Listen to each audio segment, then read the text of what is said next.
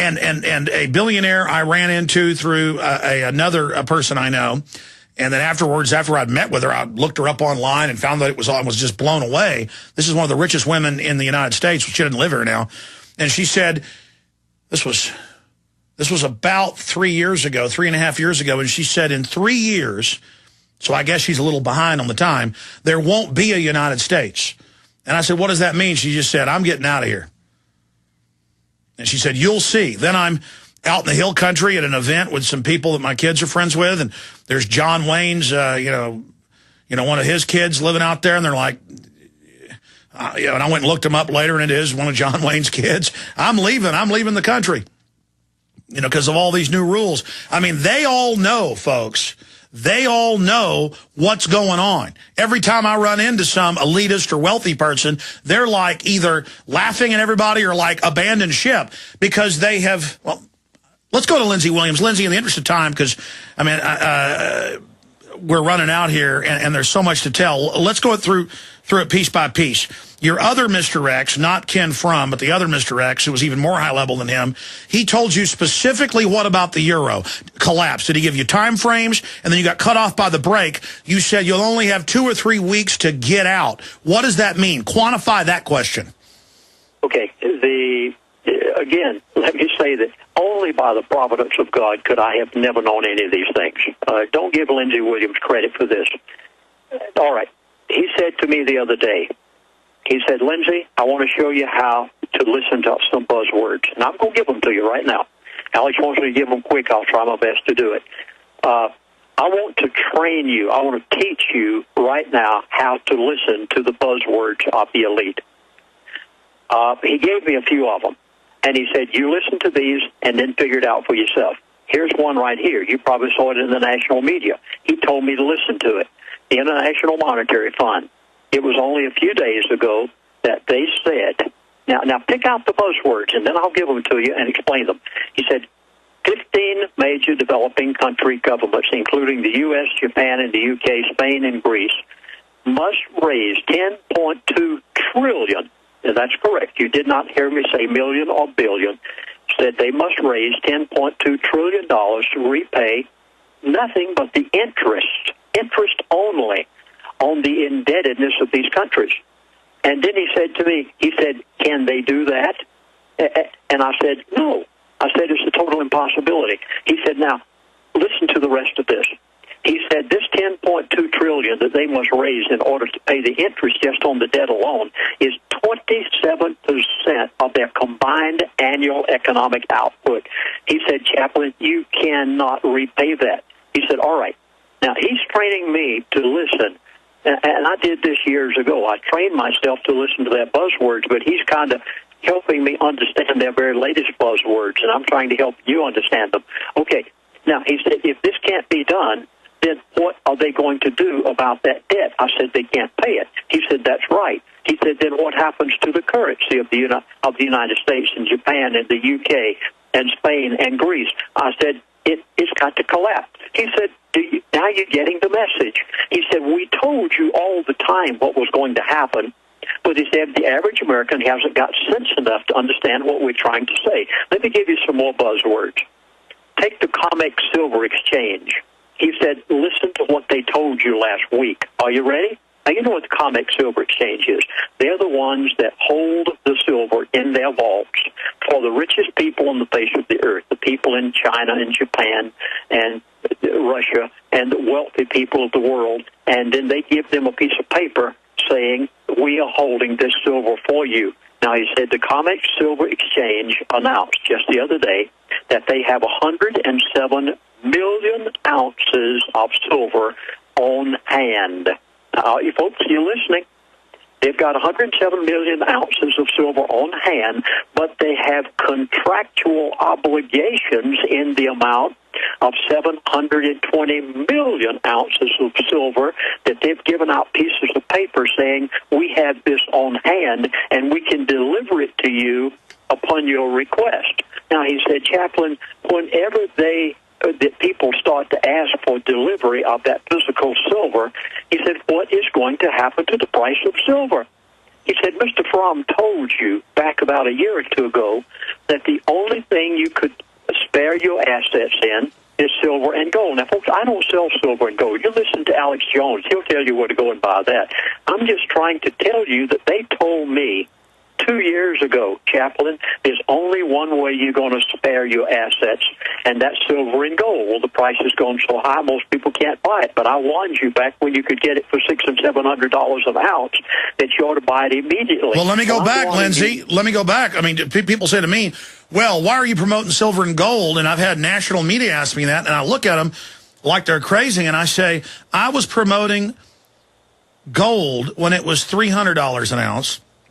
I was promoting silver when it was $5 an ounce because I knew they were devaluing the currency and it would come to a head and that they got rid of Glass-Steagall.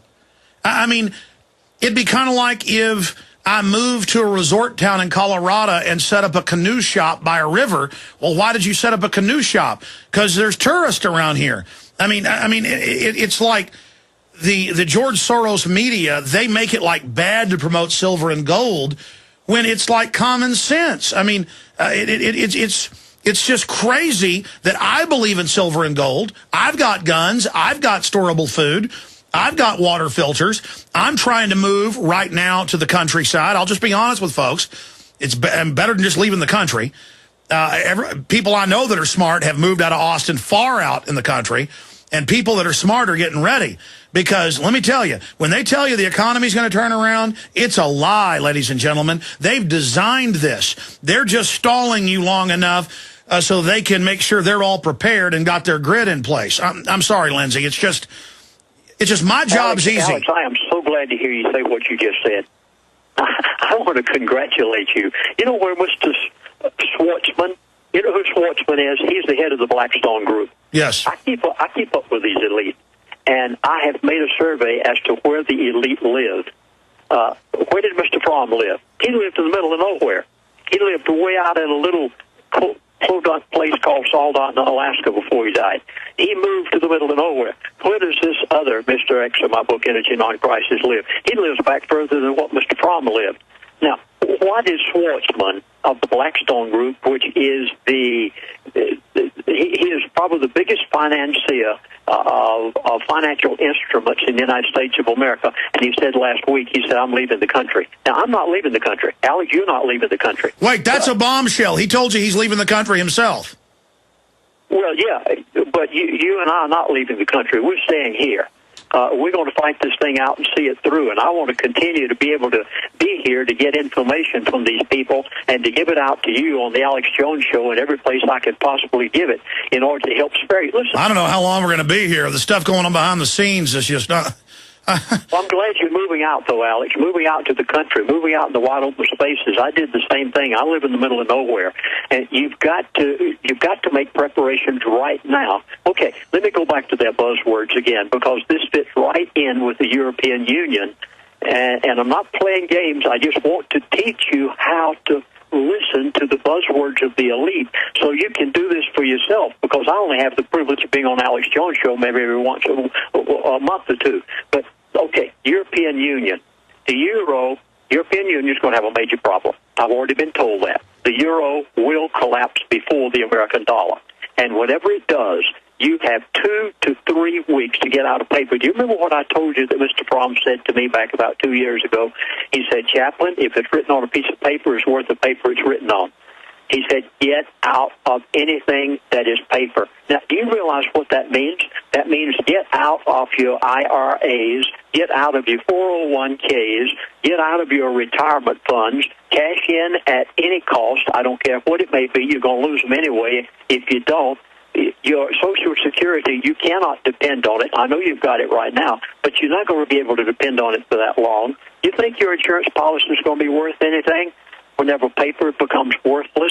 And what is it that you and I use every day? We use the Federal Reserve note. And I have been told that when you see the euro collapse, you have 2 to 3 weeks to get out of every piece of paper you've got, including your bank account. If you don't, you're going to lose it. Alex, I don't know how any plainer I can put it. And they've said to me, okay, The other day, one of them said to me, he said, the Federal Reserve is borrowing $100 billion every 30 days. Does this scare you? It ought to scare the pants off of you. And Mr. Fromm told me 2 years ago, and I said it over your program, Alex, and that was before the Federal Reserve started buying their own debt. He said to me, Chaplain, whenever the Federal Reserve begins to buy their own debt, he said, it's practically all over. Now, the Federal Reserve is buying their own debt because China and Japan and other countries aren't buying it like they did before. And last week, the Federal Reserve borrowed $100 billion every 30 days. And by the way, that's only QE2. They've now announced QE3. They're going to start borrowing $200 to $250 billion a month.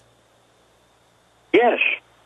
And where is the 10-year note? Now, most people are not necessarily financially minded. But they're dumping treasuries all over the world. Russia and China 2 weeks ago announced that they were going to stop using the dollar between trade. Now they have officially, in fact, that's in my stack, I didn't get to it today, Russia to use China currency. So we were wondering what it would be. It's going to be the Chinese currency for all their trade between each other, which is massive. They border each other. I mean, it's happening. I'm sorry, I'm interrupting you. Did your source, the former CEO, not Mr. X, the other Atlantic Richfield former head, did he say what the time frame was? He said the time frame on oil a month ago, and suddenly it's gone up 15, 20 bucks since then and racing up. Did he say the time frame on the euro default? He did not say when the euro is going to collapse. He merely said it's going to. He said, let this be a sign to you.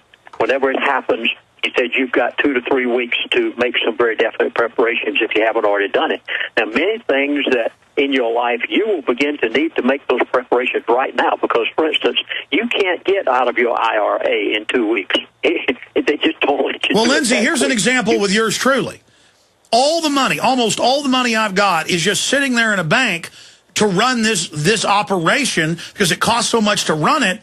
You know, it takes $1 million to run it for 6 months. Anybody who's got employees and buildings and payroll and taxes and insurance knows that.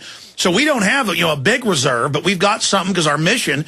So, I mean, what do I even do with that? That's what's so crazy about this situation is I have to leave it in the bank to pay the bills and run the operation. So I guess it makes my head hurt, Lindsey. Well, yes, it does. It'll make your head spin. And those are things that we all need to think about in advance. Now, why am I saying this? And why does Alex say these things day after day? I'm not saying this to scare you. Quite to the contrary. I want you to prepare and spare yourself heartache and save your dinner table. That's the only reason I'm telling you these things, not to keep you awake at night, but to make preparations right now, because if you prepare for the inevitable, then when it does happen, there'll be very little effect on you while the rest of the world is totally collapsing around you. Well, Lindsey, now, you're absolutely right. People say, oh, the government fearmongers. Alex, you fearmonger. The government fearmongers about boogeymen with turbans on their head, and we all know 9/11 was an inside job used to set up the police state grid. Anybody in denial about that is starting to wake up as they admit it's for the American people. I'm saying be concerned about dollar devaluation. Be concerned about globalism. Be concerned about carbon taxes. And it's all happening now. California's got over 30% unemployment. Even 60 Minutes admits that. And what do, Lindsey? They slapped a carbon tax at 20% on them. They want to run that economy down on the ground.